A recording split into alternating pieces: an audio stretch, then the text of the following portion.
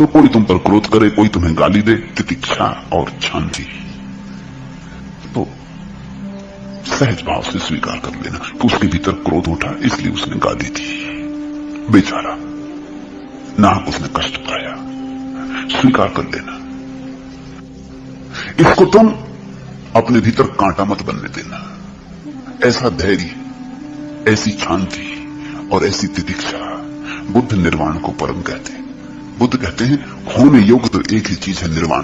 बाकी जो होता है उसको तो स्वीकार कर लेना। किसी ने गाली दी, किसी ने प्रशंसा की, किसी ने कहा बड़े सुंदर, किसी ने कहा बड़े कुरूप, ये सब कुछ होने जैसा नहीं, इसका कोई मूल्य भी नहीं है। इसको चुपचाप स्वीकार कर लेना कि ठीक, जैसी आपकी मर्जी, भले लगते भले, बुरे लगते बुरे। इस सब पर जरा भी श्रम मत लगाना और इस सब पर जरा भी दृष्टि मत देना, क्योंकि जो होने जैसा है, जो होना चाहिए, वो तो निर्वाण है। उसकी दिशा में अपनी सारी शक्ति को लगा देना। दूसरों का घात करने वाला प्रवचित नहीं होता है, और अक्सर लोग दूसरों का घात करने में अपनी शक्ति लगा रहे हैं। कोई किसी को मार डालना चाहता है, कोई किसी को हराना चाहता है, कोई किसी को पद से गिराना चाहता है, कोई किसी को पीछे कर देना चाहता है। दूसरों में उत्सुक है, अपने में उनकी कोई उत्सुकता ही नहीं। दूसरे का घात करने वाला प्रवजित नहीं होता। प्रवज्या का अर्थ है संन्यास। सन्यासी वही है जो कहता है मैं अपने निर्वाण की खोज कर रहा हूं, मेरे निर्वाण का किसी दूसरे से कोई लेना देना नहीं, कोई प्रतिस्पर्धा नहीं। तुम जिस पद पर हो मजे से रहो, तुम्हारे पास जो है तुम मजे से भोगो, तुम जैसे हो ठीक, ये तुम जानो, इसमें मेरा कुछ लेना देना नहीं। सन्यासी का अर्थ है जिसकी दूसरे से प्रतिस्पर्धा नहीं, जो किसी तरह की ईर्षा में नहीं है। लेकिन अक्सर हमारी हालत उल्टी है, हम दूसरे को मिटाने में अगर खुद भी मिट जाएं तो कोई फिक्र नहीं। मैंने सुना है एक आदमी ने बड़े दिन भक्ति की, परमात्मा प्रसन्न हुए और उन्होंने कहा मांग ले। क्या मांगता, लेकिन एक बात ख्याल रखना, जो तुझे मिलेगा तेरे पड़ोसियों को दुगना मिलेगा। उस आदमी की छाती बैठ गई। उसने कहा ये भी कोई वरदान हुआ? अरे अभिशाप कहो इसको, तो फिर मैं मांगूंगा कैसे?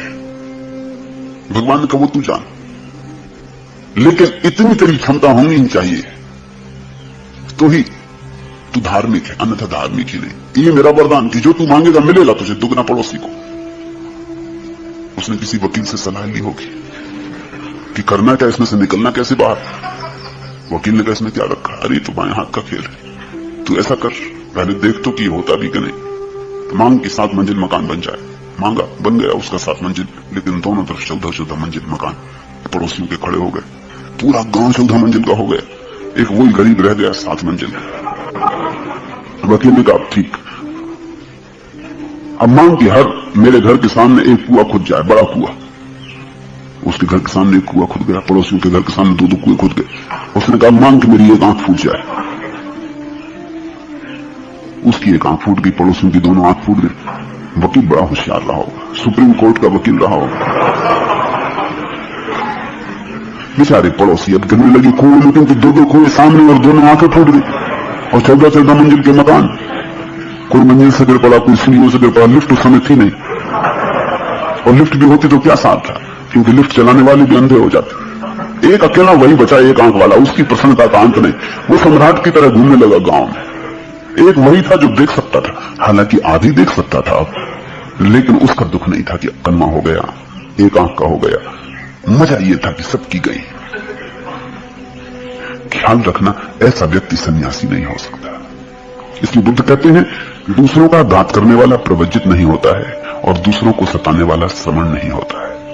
ये 2 बातें छोड़ देना तो तुम सन्यासी होते हो। निंदा न करना, घात न करना, पाति मोक्ष में संवर रखना, भोजन में मात्रा जानना, एकांतवास करना और चित्त योग में लगाना, यही बुद्धों का शासन है। अनुपवादो अनुपघातो पाति मोक्षे च संवरो मत्तुंजता च भक्तंसिम पत्तंच सैनाशयम अधिचित्ते च आयोगो एतम बुद्धान शासनम। निंदा न करना, क्योंकि निंदा का अर्थ है तुम अभी दूसरे में उत्सुक हो, दूसरे को छोटा करने में उत्सुक हो। निंदा का मतलब ही इतना, इसलिए जितना निंदा में रस है, हम कैसी निंदा बढ़ा चढ़ा के करते हैं, क्योंकि हमारे पास एक ही तरकीब है कि अगर हम सिद्ध करने दूसरा बुरा है तो तुलना में हम भले मालूम पड़ेंगे।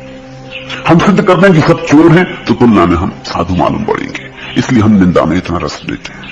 निंदा का एक ही प्रयोजन है, दूसरों की बुराई इतनी फैला बढ़ा के करना कि धीरे धीरे तुम भले मालूम होने लगो।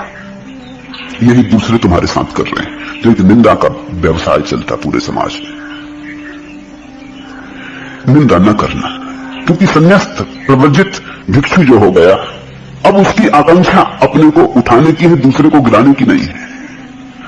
घात न करना, किसी को हानि न पहुंचाना, क्योंकि जितनी ऊर्जा दूसरे को घात करने में लगेगी उतनी ऊर्जा तो ध्यान बन जाती, परम संपदा बन जाती, निर्वाण बन जाती। पातिमोक्ष में संवर रखना। पातिमोक्ष का अर्थ होता है बुद्ध ने जो कहा है, बुद्ध अर्थात जागे हुए पुरुषों ने जो कहा है उसको मानना, उसको स्वीकारना, क्योंकि बहुत बातें ऐसी भी उन्होंने कही हैं जो तुम्हें आज समझ में शायद ना भी आए, प्रयोग से समझ में आए, अनुभव से समझ में आए। उन पर प्रयोग करके देखना, प्रयोग बिना किए निर्णय ना लेना, हाँ या ना कुछ भी नहीं, जिसको वैज्ञानिक हाइपोथेसिस कहते हैं कि कोई चीज की परिकल्पना कल्पना। किसी ने कहा कि कमरे में कुर्सी रखी, हमने कहा कि ठीक है, खोजने की दृष्टि से मान लेते हैं, मान नहीं लिया कि कुर्सी है, लेकिन खोजने की दृष्टि से मान लेते हैं, हाइपोथेसिस। अब हम कमरे में जाकर देखेंगे, अगर पाया कि कुर्सी है तो जो परिकल्पना मानी थी वो सत्य हो गई, अगर पाया कि कुर्सी नहीं है तो जो परिकल्पना मानी थी वो असत्य हो गई। लेकिन इसका नाम विश्वास नहीं है। हाइपोथेसिस का इतना ही मतलब है, प्रयोगार्थ स्वीकार कर लेते हैं कि ठीक है। तो जो बुद्ध पुरुषों ने कहा है पातिमोक्ष, जो जो उन्होंने कहा है उसमें सभी तुम्हारी समझ में आएगा भी नहीं, क्योंकि तुम्हारी समझ सारी चीजों के अनुभव से भरी भी नहीं है। तो विश्वास की जरूरत नहीं है, प्रयोगार्थ स्वीकार कर लेना। भोजन में मात्रा जानना, बुद्ध को ये बात बार बार कहनी पड़ी, भोजन में मात्रा जानना। उस समय ये बड़ा भारी सवाल था। एक तरफ लोग थे जो खूब खाए जा रहे थे, जो सदा से हैं, और उस समय एक और पागलपन पैदा हुआ था, दूसरी तरफ लोग थे जो उपवास किए जा रहे थे। इन दोनों ने आदमी को विक्षिप्त कर रखा था, या तो ज्यादा खाने वाले लोग या न खाने वाले लोग। ज्यादा खाने वाले लोग शरीर को मिटा ले रहे थे और शरीर के साथ मूर्छित हुए जा रहे थे, न खाने वाले लोग शरीर की हत्या किए दे रहे थे और ऊर्जा इतनी क्षीण हुई जा रही थी कि ध्यान का कोई उपाय न था। तो बुद्ध हर चीज में मात्रा के लिए कहते हैं कि मात्रा जानना, मध्य में रुक जाना, अति मत करना, अति सर्वत्र वर्जेत, एकांत वास करना, और जहां मौका मिले, जैसी सुविधा बने, वहां अकेलेपन को खोजना। क्योंकि तुम्हारे भीतर जो पड़ा है, जब तुम अकेले होगे तभी उसे देख पाओगे। दूसरे की मौजूदगी तुम्हें बाहर ले जाती है। भीड़ में भी रहो तो भी अकेले रहना, ये बुद्ध का उपदेश है। और चित्त योग में लगाना। अभी चित्त संसार में लगा है, भोग में। धीरे धीरे इसकी ऊर्जा को हटाना वहां से, धीरे धीरे रत्ती कर करके, बूंद कर करके इसे ध्यान में, योग में, मोक्ष में लगाना। यही बुद्धों का शासन है।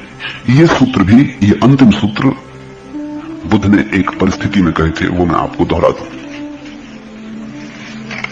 जंगल में बुद्ध बैठे हैं ध्यान करने, और एक सर्पराज, सर्पों का राजा फन फैला के खड़ा हो गया। उसने झुक के बुद्ध के चरणों में प्रणाम किए। बुद्ध ने आंख खोली, उन्होंने कहा महाराज, क्योंकि देखा उसके माथे पर अद्भुत मणि है जो सिर्फ नागों में, सम्राटों के माथे पर होती। तो बुद्ध ने कहा महाराज क्या चाहते हैं? तो उस नाग ने कहा मैं जन्मों जन्मों से भटक रहा हूं, जो भी किया सब उल्टा चला गया। कब तक सरकता रहूंगा जमीन पर, कब तक सरकता रहूंगा खाई खंदकों में, अंधेरी गलियों में, कब तक सरकता रहूंगा? कब उठूंगा, कब उड़ सकूंगा? तुम्हें मैंने उड़ते देखा, तुम्हारे प्राणों की ऊर्जा को कहीं जाते देखा, इसलिए पूछता हूं, मुझे कुछ उपदेश है। ये जो सूत्र है, सभी पापों का न करना, पुण्यों का संचय करना और अपने चित्त का शोधन करते रहना, यही बुद्धों का शासन है। तितिक्षा और शांति परम तप है। बुद्ध निर्वाण को परम कहते हैं। दूसरों का घात करने वाला प्रवृत्त नहीं होता और दूसरों को सताने वाला श्रवण नहीं है। निंदा न करना, घात न करना, पातिमोक्ष में संवर रखना, भोजन में मात्रा जानना, एकांतवास करना और चित्त योग में लगाना, यही बुद्धों का शासन। ये उस सर्पराज को कहे गए थे। सोचना इसे थोड़ा, हम भी सब जमीन पर सरकते हुए सर्प हैं।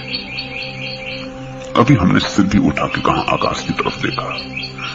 अभी तो अंधी गलियों कूचों में, पुलों में, कोने कांतरों में हम सरकते फिरते। फिर सर्प का प्रतीक ही क्यों चुना होगा?